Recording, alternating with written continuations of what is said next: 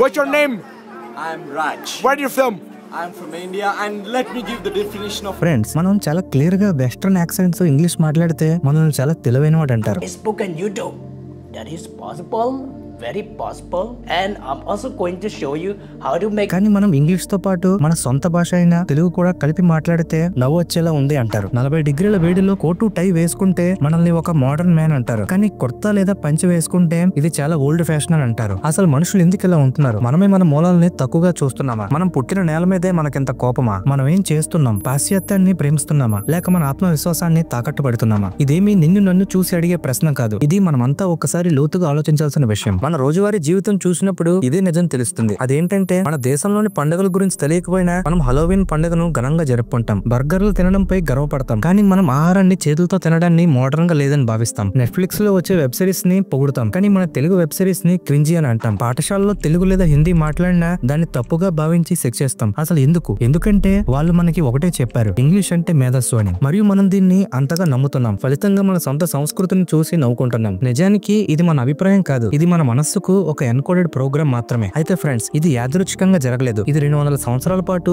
వలస పాలన ద్వారా క్రమంగా రూపొందించబడింది. ఆ రోజుల్లో మనల్ని పరిపాలించే బ్రిటిష్ వాళ్లకు ఒక్కటే పని ఉండేది. అదేంటంటే మనపై పాలన చేయడం. కానీ వాళ్ళకు బాగా తెలుసు తమ సొంత జ్ఞానం సాంప్రదాయాలపై గర్వపడే ప్రజల్ని వాళ్ళు పాలించలేరని. అప్పుడు వాళ్ళు ఏం చేశారంటే మనల్ని నమ్మించారు. మన బట్టలు చిన్నచూపు పడేలా బొద్దుగా ఉన్నాయని, మన భాషలు వెర్నాక్యులర్ అని, మన సాంప్రదాయాలు శాస్త్రీయంగా లేవని మనల్ని నమ్మించారు. వాళ్ళు మన గురుకులాలను మూసేసి పాశ్చాత్య పాఠశాలను తీసుకొచ్చారు. శంకరాచార్యులు, ఆర్యభట్ట, చరకుడు వంటి వారు కల్పిత కథల పాత్రలని చెప్పడం ప్రారంభించారు. అదే సమయంలో మనకు షేక్స్పియర్, న్యూటన్, క్వీన్ విక్టోరియా లాంటి విదేశీ పేర్లను పెద్దగా పరిచయం చేశారు. ఇలా క్రమంగా మనం కాళిదాసు, పతంజలి, భాస్కరాచార్యులు లాంటి మహానుభావుల పేర్లు మర్చిపోతూ వచ్చాం. కొంచెం కొంచెంగా మనమే మనల్ని తక్కువగా చూడడం మొదలు పెట్టాం. ఈ విధమైన మైండ్ సెట్ అసలు ఎక్కడి నుంచి వచ్చిందో అని మీరు ఎప్పుడైనా ఆలోచించారా? అయితే ఫ్రెండ్స్, ఈ అవమాన భావన మనలో బాగా లోతుగా నాటుకుపోయింది. అది మన దుస్తుల్లో, మన మాటల్లో, మన కళలలో కూడా. నైకీ, అడిడాస్, జారా ఇవి వేసుకుంటే గర్వంగా ఫీల్ అవుతాం. ఇంపోర్టెడ్ అనే లేబుల్ మన స్టేటస్ కు గుర్తుగా చూపించుకుంటాం. కానీ ఎవరైనా ఖాదీ బట్టలు వేసుకుంటే మనం ఇది చాలా ఓల్డ్ ఫ్యాషన్ అని అంటాం. లేదా ఇవాళ ఏదైనా థీమ్ డే ఉందా అని అడుగుతాం. ఒకప్పుడు స్వాతంత్ర్య పోరాటంగా నిలిచిన ఖాదీ ఇప్పుడు అలమారాలో చెదలు పట్టే వస్త్రంగా మిగిలిపోయింది. తెలుపు చర్మం కోసం క్రీములు, బ్లీచింగ్లు వేసుకుంటాం. ఎందుకంటే తెలుపు అంటేనే అందం అని మనకు నేర్పించారు. మన తెలుగు, మన ఉచ్చారణ మనమే మార్చుకుంటాం. విదేశీ యాక్సెంట్ లో మాట్లాడడమే గుర్తింపు తెస్తుందని నమ్మేస్తాం. మన కళలు కూడా విదేశీ ఫార్మాట్ లోనే కట్టేస్తున్నాం. ఐఐటి అంటే అందరూ వావ్ అని అంటారు. కానీ ఎవరైనా ఆయుర్వేదం చదువుతానంటే నవ్వుతాం. కానీ మన మనసులో వాళ్ళని తక్కువగా చూస్తాం. ఇకపోతే యోగా రోజు చేయమంటే బోర్ అనిపిస్తుంది. కానీ ఒక అమెరికన్ యోగా ఇన్స్టాగ్రామర్ చేస్తే మాత్రం మనం ఫాలో అవుతాం. క్లాసికల్ డాన్స్, మ్యూజిక్ ఎక్కడైతే ఫారెన్ స్టేజ్ పై పెర్ఫార్మెన్స్ చేస్తారో అప్పుడే మనం మనస్ఫూర్తిగా అప్రిషియేట్ చేస్తాం. అదే మన ఇంట్లో ఎవరైనా చేస్తే లేదా మనలో ఎవరైనా చేస్తే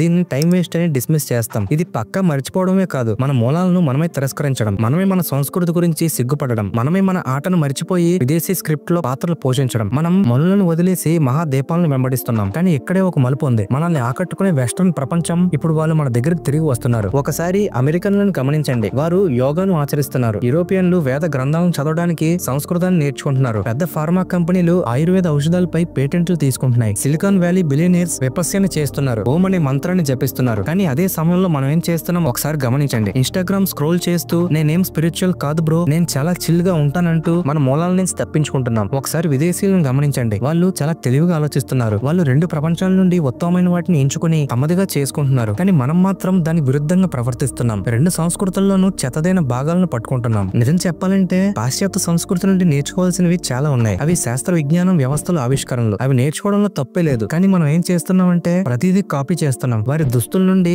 వారి ఆలోచనల వరకు. అది అభివృద్ధి కాదు, అది మనల్ని మనం నమ్మకపోవడమే. నిజమైన ఆత్మవిశ్వాసం అంటే ధోతి లేదా చీర కట్టుకుని కూడా మీరు ఎవరికంటే తక్కువ అనిపించుకోకపోవడం. ఆంగ్లంలో మాట్లాడే వారితో ఉన్నా కూడా మీరు గర్వంగా మీ మాతృభాషను మాట్లాడగలగడం. ఒకవైపు జస్టిస్ లీగ్ మూవీస్ ని ఎంజాయ్ చేస్తూనే మరోవైపు మహాభారతం చూసి భావోద్వేగానికి లోనవడం. సమస్య పాశ్చాత్య సంస్కృతిలో లేదు. సమస్య ఎక్కడుందంటే మనది అన్న దాన్ని మనమే తక్కువగా భావించడంలో ఉంది. అది నిజంగా తప్పు. ఇతరులను గౌరవించాలి. అదే విధంగా మనల్ని మనం గౌరవించుకోవడం అంతే ముఖ్యం. ఫ్రెండ్స్, నేను పాశ్చాత్య సంస్కృతిని నిరాకరించకండి అని చెప్పడం లేదు. అభివృద్ధి, క్రమశిక్షణ, ఆవిష్కరణల నుంచి నేర్చుకోవాల్సింది చాలా ఉంది. అదే సమయంలో మన స్వంత మూలాలను కూడా తక్కువగా చూడకండి. మన సంస్కృతి, మన విలువలు, మన చరిత్రకు గౌరవం ఇవ్వండి. మీరు ప్రాచీన భారతీయ జ్ఞానాన్ని ఆధునిక సాంకేతిక పరిజ్ఞానంతో మిళితం చేసే శక్తిగా ఉండాలి. ప్రపంచం పట్ల విశాల దృష్టి ఉన్నవాడిగా, అలాగే తన భారతీయత పట్ల గర్వం కలిగిన వాడిగా ఉండాలి. ఇది పాత పట్టు ఆలోచన కాదు, ఇది అరుదైనది. అదే మనల్ని శక్తివంతంగా మారుస్తుంది. ఫ్రెండ్స్, ఇప్పుడు మీరే చెప్పండి, మన భారతీయులు మన వాళ్ళని ఎందుకు తక్కువగా చూసి ఇతరులను ఎందుకు అనుకరిస్తారు? ఇది అలవాట, లేదా మన సంస్కృతిని మనమే మర్చిపోతున్నామా? ఈ అవమానపు మనస్తత్వాన్ని ఆపాల్సిన సమయం వచ్చిందని మీరు నమ్మితే ఈ వీడియోని లైక్ చేసి ఈ వీడియోని మీ ఫ్రెండ్స్ అందరితో షేర్ చేయండి. మరియు కామెంట్స్ లో గర్వంగా రాయండి, నేను నా మూలాలపై గర్వంగా ఉన్నానని. ఇది పాత పద్ధతుల పట్ల మోజు కాదు, ఇది మన మూలాలపై గౌరవం చూపించడమే. జై హింద్,